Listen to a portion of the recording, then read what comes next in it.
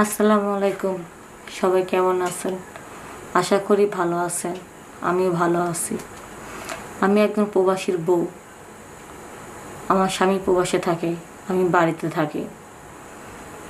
একদিন একটা অটো রিক্সাওয়ালার সাথে আমার সম্পর্ক হয়ে যায়। আর সে অটো রিক্সা আমার জীবনে কী ঘটনা ঘটালো সে করুণ কাহিনী আপনাদেরকে শোনাবো। সবাই আমার কথাগুলো মন দিয়ে শুনবেন। আমি চাই আমি যে ভুল করেছি আমার মতন ভুল যেন অন্য কেউ না করে। প্রতি মাসের বাজার আমি একসাথে করে নিই। আমি প্রতিদিনের বাজার প্রতিদিন করি না। একদিন একটা গাড়ি নিয়ে যাই, আমি অটো রিক্সা করে যাই, আবার অটো রিক্সা ভরে আমি বাজার নিয়ে আসি। তো বাজার করতে গিয়েছিলাম, তরকারি মাছ টাছ অনেক কিছু কিনেছি। একটা চালের বস্তা বাকি ছিল, সেটাও আমি কিনে নিয়েছি। গাড়িতে ওঠালাম। পরে দরজার সামনে আইসা গাড়ি থামায় দিল, বললো ম্যাডাম হয়েছে, আপনার বাজারগুলো নেওয়ার ব্যবস্থা করেন। তখন আমি বললাম ভাই, আমার তো বাসায় কোনো পুরুষ মানুষ নেই, আমি একাই থাকি। এখন আমি বাজারগুলো নিতে পারবো।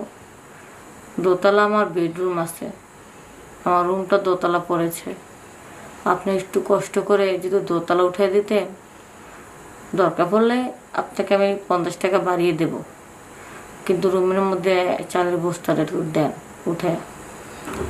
আর আপনার রিক্সা কোনো সমস্যা হবে না। আমাদের বাড়ি যে গেটে দাঁড়ানো আছে তাকে আমি বলবো রিক্সাটা দেখে রাখার জন্য। তো এই কথা যখন বলেছি, অটো রিক্সা রাজি হলো। রিক্সাওয়ালা রাজি হয়েছে। এখন চালের বস্তা সেই লুঙ্গিটা একটু ভাঁজ করে বেঁধে নিল। বেঁধে নেওয়ার পরে চালের বস্তাটা মাথা দিয়া দুই মাথা দিয়া মানে সামনে দুই মাথা দিয়ে ধরলো, আর এক সাইড দিয়া আমি ধরতে লাগলাম যেন এই বস্তাটা তার মাথা উঠে দিই। কিন্তু ভুলবশত ওই রিক্সাওয়ালা চালের বস্তার দুটো মাথার সঙ্গে একটা হাত আর একটা মুঠ, তার একটা লুঙ্গির কোনা সহ আর চালের বস্তার মুখ সহ মুঠ করে ধরে ফেলেছে। এখন যখন মাথা উঠে না ধরছে উস্কাইয়া, তখন চালের বস্তার সাথে সাথে ও লুঙ্গিটাও উঠে গেছে। আর আমি তো ওই রিক্সাওয়ালার ওই জিনিসটা তো ওইটা তো দেখে ফেললাম। এখন তো ওটা দেখার পর আমি অবাক হয়ে গেলাম যে তারা সারাদিন রিক্সা চালায়, ডাইল ভাত খেয়ে পরে কোনো রকম না খেয়ে জীবনযাপন চালাচ্ছে। তার ওই জিনিসটা তো প্রায় 1 হাতের মতো লম্বা হবে, আমার কাছে তো মনে হলো পুরো 12 ইঞ্চি। তাই ওরকম অবস্থা দেখে আমার কাছে একটু ভালো লাগলো, মনের মধ্যে একটা প্রেম প্রেম ভাব আসলো। আমার স্বামীটা দূরে থাকে, তাকে ছেড়ে আমার থাকতে অনেক কষ্ট হয়।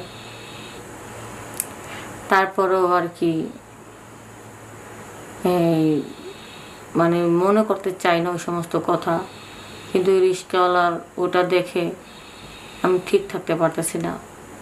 রাত্রেবেলা যখন চোখটা বুজে ঘুমাই, তখন রিক্সাওয়ালা ওই জিনিসটাই আমার বারবার চোখে ভাসে।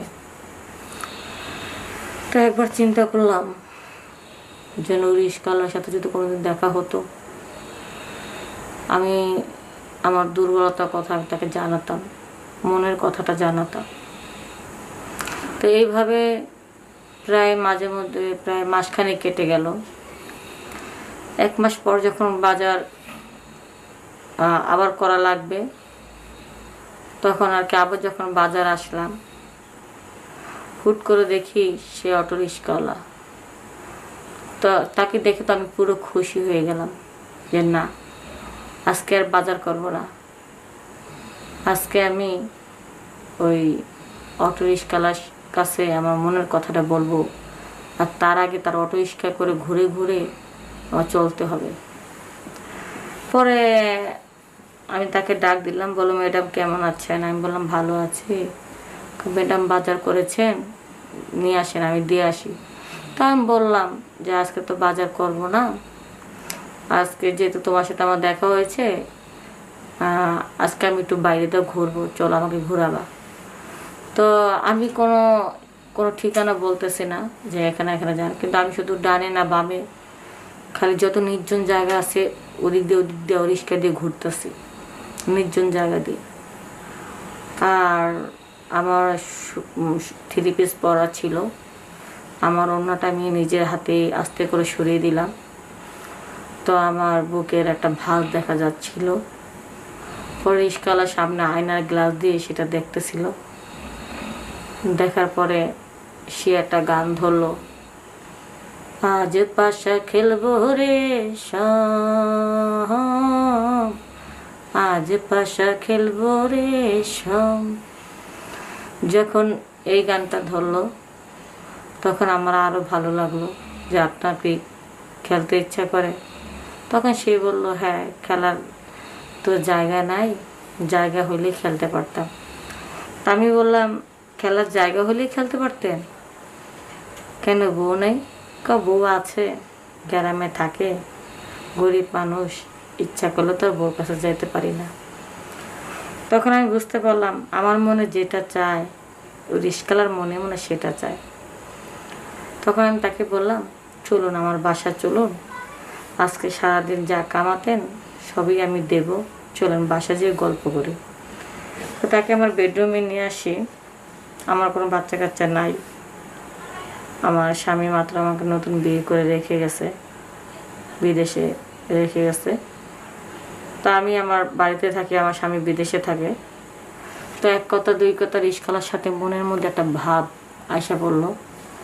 তার সাথে আমার সাথে ভালো জমিয়ে একটু গল্প করতে লাগলাম। পরে এক পর্যায়ে তাকে বলে ফেললাম, আমার তো মনে অনেক কষ্ট, যদি একটু নিবানোর লোক থাকতো তাহলে ভালো হতো। পরে রিস্কালাও বললো যে আপনারও মনে যে কষ্ট আমার মনে তো একই কষ্ট, এখন আমি কি করবো বলেন, আমার তো ইয়ে করতে মন চায় কিন্তু সাহস পাচ্ছি না, যদি আপনি সাহস দেন। আমি সাহস দিলে হবে? হ্যাঁ। পরে আমি বললাম আমি রাজি। পরে এক পর্যায়ে রিস্কাওয়ালা মন ভরে আমাকে শান্তি দিল, আমারও মনটা অনেক ভরে গেল, দুজনে অনেকক্ষণ মজা করলাম, আমারও খুব ভালো লাগলো, এরও খুব ভালো লাগলো।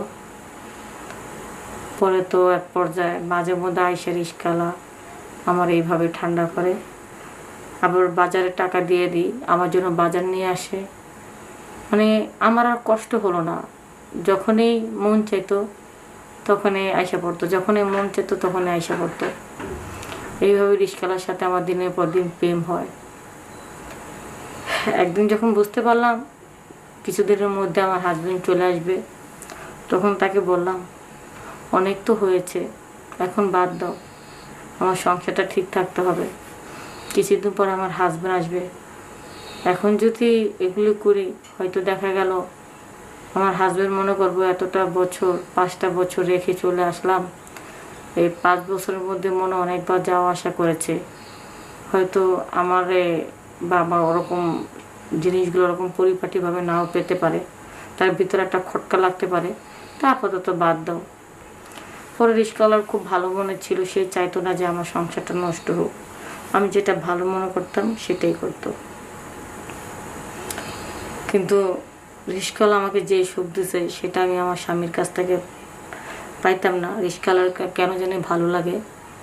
পরে এক পর্যায়ে স্বামীরে বাদ দিয়ে আমি রিস্কাওয়ালার সাথে চলে যাই। পরে কিছুদিন যাওয়ার পরে কথা আছে না যে অভাব আসলে ভালোবাসা জানা দিয়ে পলায়, তা আমার হয়েছে এরকম দশা। অভাব যখন আসলো পরে বুঝতে পারলাম আমি আমার স্বামীরে বাদ দিয়ে রিস্কাওয়ালার হাত ধরে বাইরে এসেছি, আমি জীবনে চরম ভুল করেছি, এটা ঠিক হয়নি। তারপর আমি স্বামীর ঘরে ফিরে যেতে চাই, যাই দেখি স্বামী অন্য একটা বিয়ে করে ফেলেছে, নিজের হাতে নিজের সুখের সংসারটা আমি নষ্ট করে ফেললাম। তাই আমার মতন ভুল যারা করতেছেন, এই ভুল থেকে আপনারা এখনই সংশোধন করেন, নিজেকে সংশোধন করুন, আপনারা ভুল কাজ করবেন না, যারাই ভুল কাজ করবে তাদের খেসারত তাদের নিজের দিতে হবে। আমি যেমন পরকীয়া মজা পেয়ে আমি এটা ভুল কাজ করে ফেলেছি। এই জন্য আপনারা কখনো পরকীয়া করবেন না। পরকীয়া করলে শুধু খালি ধ্বংসের দিকে আপনাদেরকে নিয়ে যাবে। তো বন্ধুরা, আমার জীবনের করুণ কাহিনী তো আপনারা সবই শুনলেন। আমি চাই না আপনারা আমার মতো ভুল করেন। সবাই ভালো থাকবেন, সুস্থ থাকবেন। আসসালামু আলাইকুম।